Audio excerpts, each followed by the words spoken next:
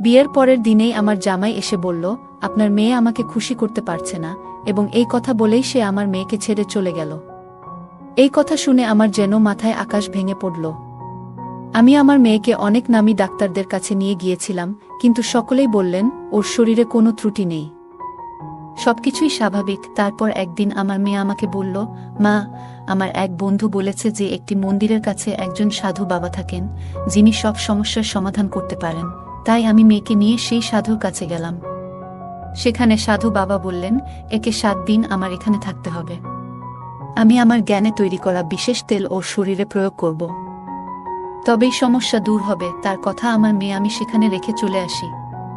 কিন্তু আমার মনে অনেক ভয় শুরু হয় মেয়েকে একা রেখে আসার কারণে। তাই আমি মেয়েকে দেখতে সাধু বাবার কাছে যাই। সেখানে গিয়ে যা দেখলাম তাতে আমি অবাক হয়ে গেলাম। সাধু বাবার ঘরের দরজা খুলতেই চোখ গেল পাশের একটি ঘরে। সেই দৃশ্য দেখে আমার হৃদয় থমকে গেল। মনে হচ্ছিল যেন মাথা ঘুরে পড়ে যাব।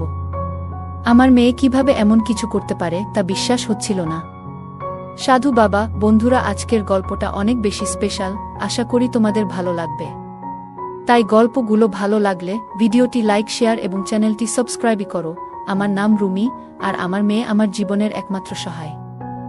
আমার স্বামী আমার মেয়ের জন্মের কিছুদিন পরই মারা যান।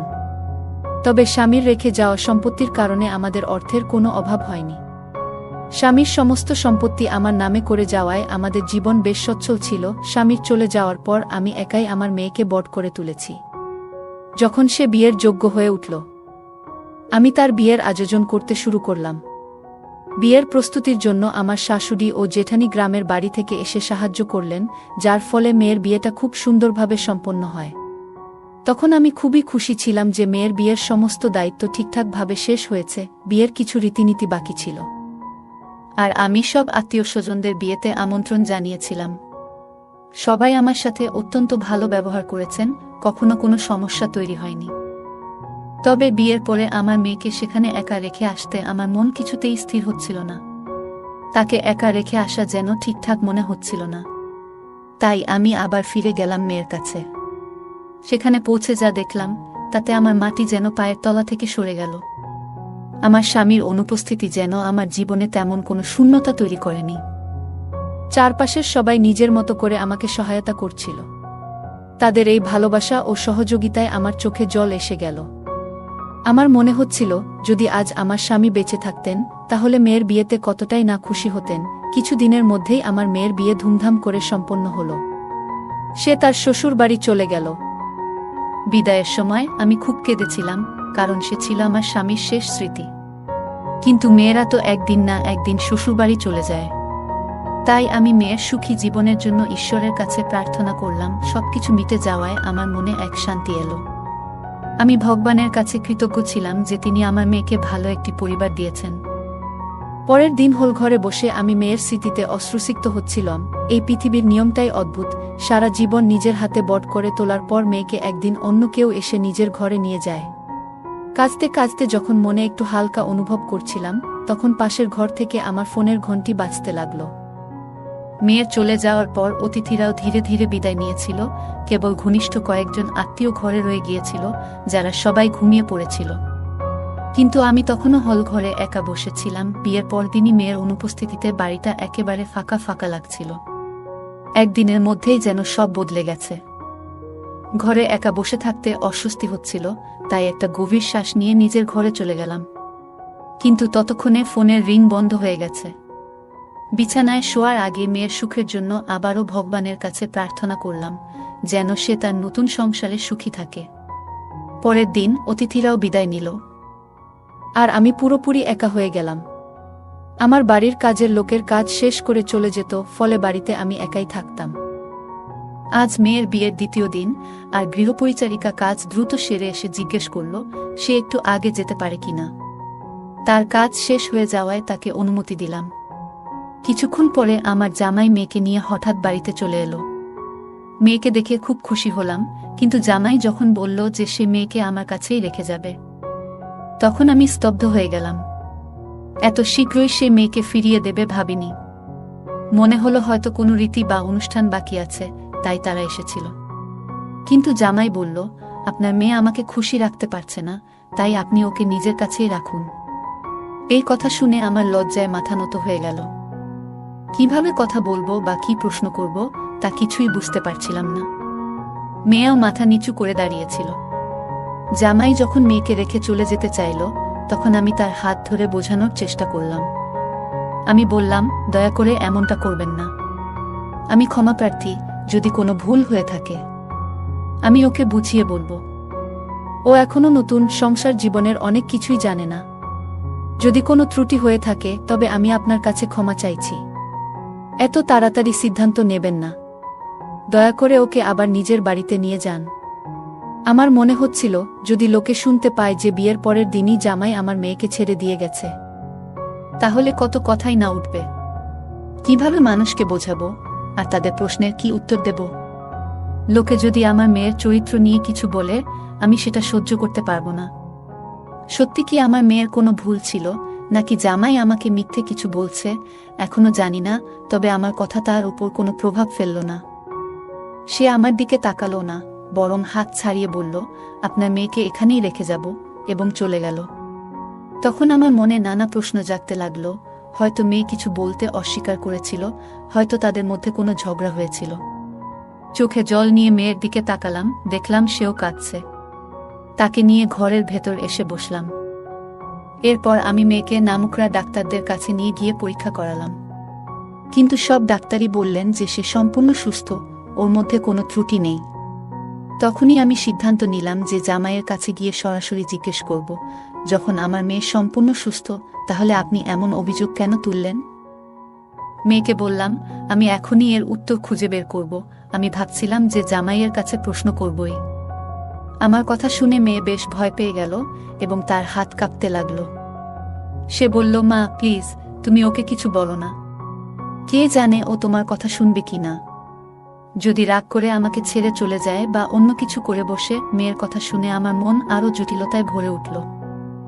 আমি লক্ষ্য করছিলাম এই বিষয়ে কথা বলার সময় মেয়ে চোখ সরিয়ে কথা বলে, যা আমার কাছে অদ্ভুত লাগছিল। কিন্তু মেয়ের জন্য সবকিছু চুপচাপ সহ্য করছিলাম। আমার মন তখন দ্বিধায় ছিল, কার ভুল আর কার কথা সত্যি। সত্যটা জানা আমার জন্য সহজ ছিল না, তবে তাড়াহুড়ো করে কিছু সিদ্ধান্ত নেওয়া ঠিক হবে না। কিছুক্ষণ পর আমরা গাড়িতে উঠে বাড়ির পথে রওনা দিলাম, কিন্তু সেই প্রশ্নগুলো মাথায় ঘুরতেই থাকল।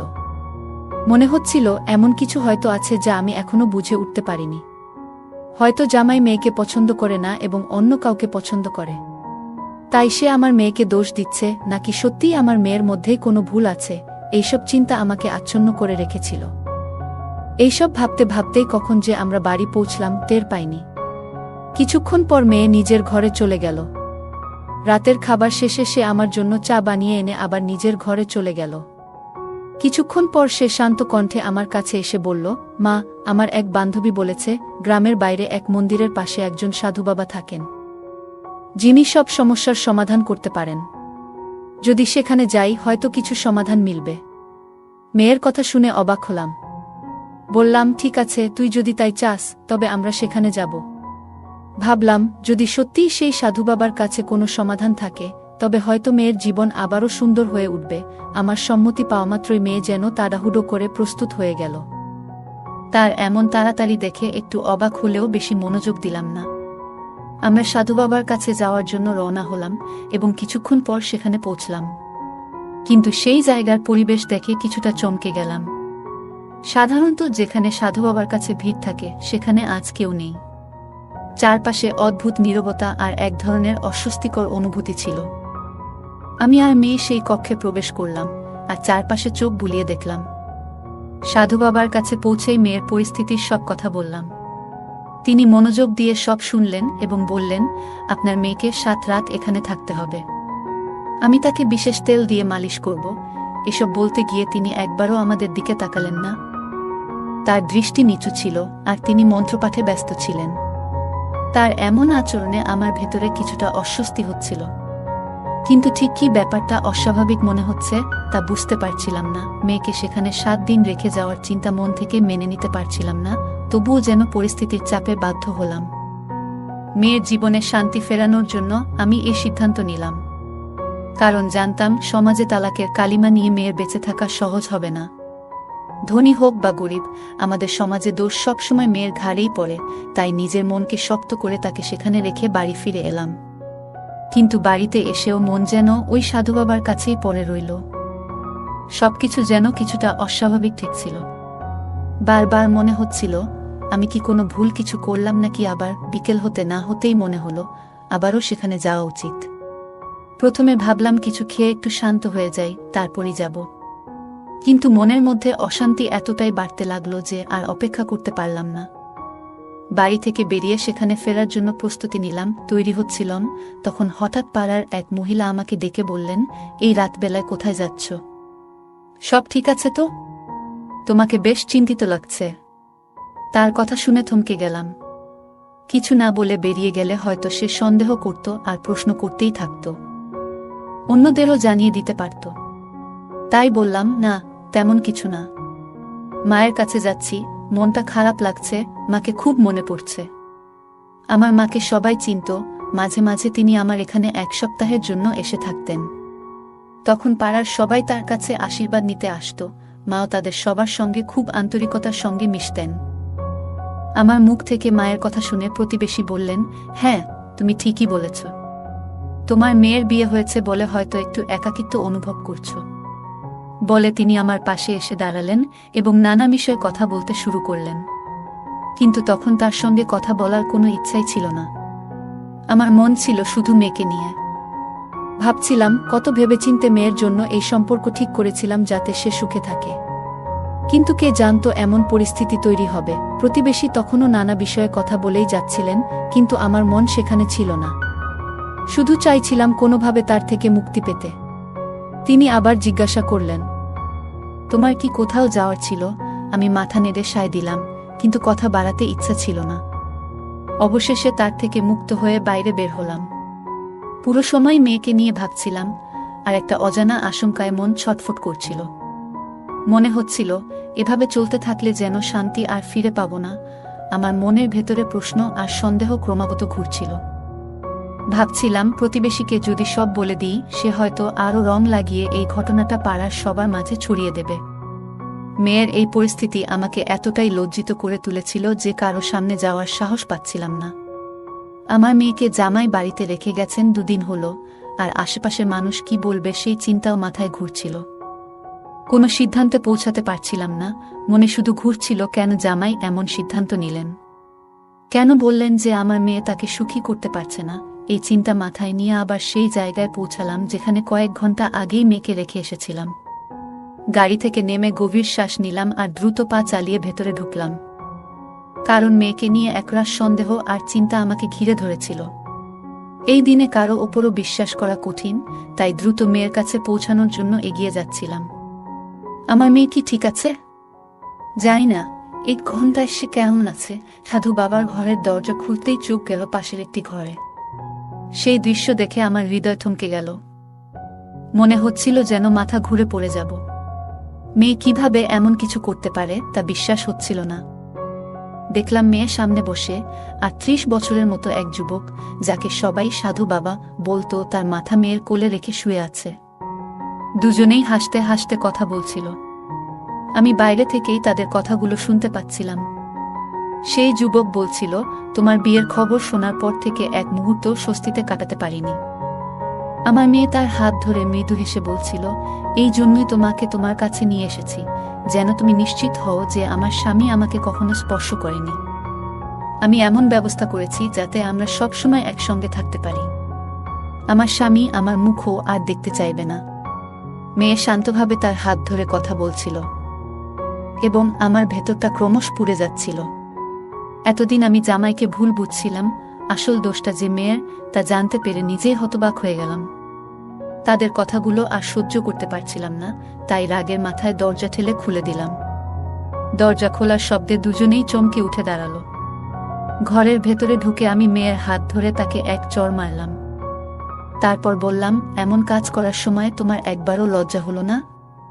মায়ের কথা একবারও মনে পড়ল না? একা হাতে তোমাকে মানুষ করেছি। আবারও তার গালে এক চড় কষালাম। আমার এই রূপ দেখে সেই কথিত সাধু মেয়েকে বাঁচানোর জন্য এগিয়ে এলো, কিন্তু আমার রাগ দেখে চুপচাপ মাথা নিচু করে দাঁড়িয়ে রইল। রাগে ফুঁসতে ফুঁসতে মেয়েকে জিজ্ঞেস করলাম, তুমি তোমার স্বামীকে এমন কি বলেছ যে সে তোমাকে বাপের বাড়িতে রেখে চলে গেল?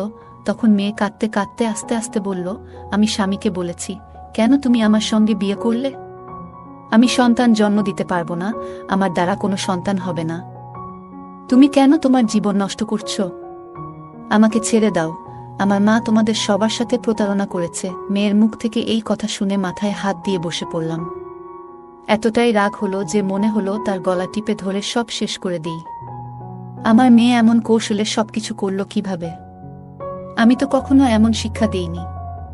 তবু কেন এমন পথে সে হাঁটল? তখন মেয়ে মাথা তুলে বলল, মা, আমি ওকে ভালোবাসি আর তাকেই বিয়ে করব। সে তখন নির্ভয়ে আমাকে তার কথাগুলো বলছিল, সাহস নিয়ে মুখের উপর বলছিল। কিন্তু সেই সময় আমি কিছু বলিনি, তাকে টেনে নিয়ে বাড়িতে চলে এলাম। বাড়িতে ফিরে তাকে বুঝানোর চেষ্টা করলাম, দেখো মেয়ে, আবেগে ভেসে কোনো সিদ্ধান্ত নিও না। জানি তুমি ওকে ভালোবাসো, কিন্তু ভাবো, এখন তোমার বিয়ে হয়ে গেছে, এখন তোমার একজন স্বামী আছে এবং তোমার জন্য নিজের সম্পর্কের দিকে মনোযোগ দেওয়া জরুরি। আমি তাকে অনেক বোঝানোর চেষ্টা করেছিলাম, কিন্তু সে আমার কোনো কথাই শুনতে চাইছিল না। অবশেষে নিরুপায় হয়ে আমি তাকে তার স্বামীর কাছে নিয়ে গেলাম। তার স্বামীর সামনে গিয়ে আমি সব সত্যি কথা বলে দিলাম এবং আমার মেয়ের পক্ষ থেকে ক্ষমাও চাইলাম। এটা শুনে তার স্বামী বলল, না, আমি আর তাকে আমার সঙ্গে রাখতে পারবো না। যে মেয়ে অন্য একজনের জন্য নিজের স্বামীকে ছেড়ে দিতে পারে, সে কখনো সুখী হতে পারবে না। আমি এত বড় মনের মানুষ নই যে সব কিছু জেনে শুনে এমন একজন মেয়েকে গ্রহণ করব। আমি তাকে তালাক দেব এবং অন্য কারো সঙ্গে বিয়ে করব। আমি তার সামনে মাথা নত করে দাঁড়িয়েছিলাম। আমি জানতাম সে একজন খুব ভালো মানুষ এবং আমার মেয়ে তার সঙ্গে খুব সুখী হতে পারত। আজ না হোক কাল সব ঠিক হয়ে যাবে বলে আমি আশা করেছিলাম। কিন্তু আমার সমস্ত প্রচেষ্টা সত্ত্বেও সে আমার কথা মানেনি। অবশেষে তার স্বামী আমার মেয়েকে তালাক দিল এবং অন্য কারো সঙ্গে বিয়ে করল। এরপর আমি আমার মেয়ের বিয়ে সেই ব্যক্তির সঙ্গে দিয়ে দিলাম যাকে সে সত্যিই ভালোবাসত। সে তার প্রথম স্বামীকে স্পর্শ করতেও চায়নি, তাই আমি সিদ্ধান্ত নিলাম যে তার দ্বিতীয় বিয়ে সেই ব্যক্তির সঙ্গেই হওয়া উচিত যাকে সে ভালোবাসত। আমি আমার মেয়েকে রাগান্বিত হয়ে বললাম, আজ থেকে তোমার সাথে আমার আর কোনো সম্পর্ক নেই, আর কোনো দিনও আমার সামনে আসার চেষ্টা করো না। তোমার বাবা চলে যাওয়ার পর আমি একা তোমাকে বড় করেছি। তুমি তখন খুব ছোট ছিলে। চাইলে আমি অন্য কারো সাথে বিয়ে করে নতুন জীবন শুরু করতে পারতাম, কিন্তু আমি সেটা করিনি। তোমাকে সঠিক শিক্ষা ও ভালো জীবন দেওয়ার চেষ্টা করেছি যাতে তোমার কোনো অভাব না হয়। কিন্তু তার পরিবর্তে তুমি আমাকে কি দিলে? এই কথাগুলো বলে আমি তাকে বাড়ি থেকে বের করে দিলাম। কিভাবে সে এখন বাঁচছে, কেমন আছেন তার স্বামী, এসব নিয়ে আমি আর কোনো খোঁজ খবর রাখিনি। তার বিয়ে হয়েছে 7 বছর হলো, আর এই 7 বছরে একবারও সে আমার কাছে আসেনি। তবে হঠাৎ একদিন সে এসে আমার সামনে দাঁড়ালো এবং বলল, মা, আমি যে মিথ্যা বলেছিলাম যে আমি সন্তান সম্ভবা হতে পারি না, সেটা এখন সত্যি হয়ে গেছে। এই 7 বছরে আমি কখনোই মা হতে পারিনি। এখন শাশুড়ি আমার স্বামীকে অন্য কাউকে বিয়ে করার জন্য বলছেন, কারণ আমি তাকে কখনো বংশের উত্তরাধিকার দিতে পারবো না। এ নিয়ে আমাদের মধ্যে প্রায় ঝগড়া হয়। তাকে আমি বললাম, তুমি যে ভুল করেছিলে তার ফলই এখন ভুগছ। সে তখন আমার সামনে হাত জোড় করে বলল, মা, আমি তোমার কাছে অপরাধী, আমাকে ক্ষমা করে দাও। আমি তাকে বললাম, আমার কাছে ক্ষমা চেয়ে কোনো লাভ নেই, বরং তোমার প্রথম স্বামীর কাছে ক্ষমা চাও, কারণ তার কোনো দোষ ছিল না, তবুও তুমি তাকে তার অধিকার থেকে বঞ্চিত করেছিলে। যদি সে তোমাকে ক্ষমা করে, তাহলে আমিও তোমাকে ক্ষমা করব। আমার কথা শুনে আমার মেয়ে তার প্রথম স্বামীর কাছে গেল এবং তার কাছে ক্ষমা চাইতে লাগল। আশ্চর্যের বিষয়ে তার স্বামী তাকে সঙ্গে সঙ্গে ক্ষমা করে দিল, কারণ সে নিজের জীবনে খুবই সুখী ছিল। এরপর ঈশ্বরের আশীর্বাদে 9 বছর পর আমার মেয়ের ঘরে একটি সুন্দর পুত্র সন্তানের জন্ম হল। তখনই সে উপলব্ধি করল যে একজন মা তার সন্তানের জন্য কতটা চিন্তা করেন এবং সেই অনুভূতি কতটা গভীর। আসলে যতক্ষণ না একজন মেয়ে নিজে মা হয়, সে কখনোই তার মায়ের কষ্ট এবং ত্যাগ পুরোপুরি বুঝতে পারে না। এরপর আমার মেয়ে আবার আমার কাছে ফিরে এলো এবং আমার সামনে হাত জোড় করে ক্ষমা চাইল। তখন আমি তাকে মন থেকে ক্ষমা করে দিলাম। গল্পের মেয়েটি আবেগপ্রবণ হয়ে প্রথমবারের মতো প্রেমের প্রতি টান অনুভব করে, যা তাকে স্বামী ও পরিবারের দায়িত্ব থেকে বিচ্যুত করে। আবেগপ্রবণ হয়ে মুহূর্তের সিদ্ধান্ত নেওয়ার ফলে জীবনে কিভাবে সমস্যার সৃষ্টি হতে পারে তা এই গল্পে স্পষ্টভাবে প্রতিফলিত হয়। তাই আবেগের মধ্যে থেকেও চিন্তাভাবনা এবং বাস্তবতার বিবেচনা করা জরুরি। প্রথম স্বামীর প্রতি মেয়েটির আচরণ ছিল এক ধরনের বিশ্বাসঘাতকতা। এই ঘটনাটি আমাদের শেখায় যে সম্পর্কের ভিত্তি বিশ্বাস ও শ্রদ্ধার উপর দাঁড়িয়ে থাকে, সেখানে একবার বিশ্বাসঘাতকতা ঘটলে তা পুনরুদ্ধার করা অত্যন্ত কঠিন। এটি বোঝায় যে সঠিক ও আন্তরিক সম্পর্ক বজায় রাখা কতটা গুরুত্বপূর্ণ। মেয়েটির প্রথম স্বামী তাকে ক্ষমা করার মধ্যে যে মহানুভবতা দেখিয়েছিল, তা আমাদের শেখায় যে ক্ষমার মাধ্যমে মানসিক শান্তি এবং সুখ পাওয়া যায়। ক্ষমা না করলে মানুষ নিজের মনে দুঃখ ও বিদ্বেষ বহন করে চলে। ক্ষমার শক্তি শুধুমাত্র নিজেকেই নয়, অপরপক্ষকেও শান্তি দিতে পারে। গল্পে মেয়েটির মা তার সন্তানকে সব রকম ত্যাগ স্বীকার করে বট করেছিলেন, কিন্তু মেয়েটি তা তখন উপলব্ধি করেনি। কিন্তু নিজে মা হওয়ার পর সে উপলব্ধি করল একজন মা কিভাবে তার সন্তানের সুখ দুঃখ নিয়ে চিন্তা করেন। এই শিক্ষা আমাদের বোঝায় যে যতক্ষণ না কেউ নিজে সেই অভিজ্ঞতা লাভ করে, ততক্ষণ সে অন্যের ত্যাগ ও কষ্ট পুরোপুরি বুঝতে পারে না। গল্পের শেষে মায়ের ক্ষমা এবং মেয়ের সঙ্গে পুনর্মিলন আমাদের শেখায় যে সত্যিকারের ভালোবাসা কখনো দূরত্ব মেনে নেয় না। ভালোবাসা এবং সম্পর্ক যতটা ভেঙে যাক না কেন, সঠিক উপলব্ধি এবং ক্ষমার মাধ্যমে সম্পর্ককে আবারও মজবুত করা সম্ভব। বন্ধুরা, আজকের গল্পটা এখানেই শেষ। আশা করি গল্পটি আপনাদের ভালো লেগেছে। যদি গল্পটি আপনার হৃদয় ছুঁয়ে যায়, তাহলে অবশ্যই লাইক করতে ভুলবেন না। আপনার মতামত কমেন্টে জানাতে পারেন এবং আপনার বন্ধুদের সাথে গল্পটি শেয়ার করুন। এমনই আরও মজার এবং আবেগঘন গল্পের জন্য আমাদের চ্যানেলটি সাবস্ক্রাইব করুন এবং বেল আইকন চাপতে ভুলবেন না, যাতে আমাদের কোনো গল্প আপনারা মিস না করেন।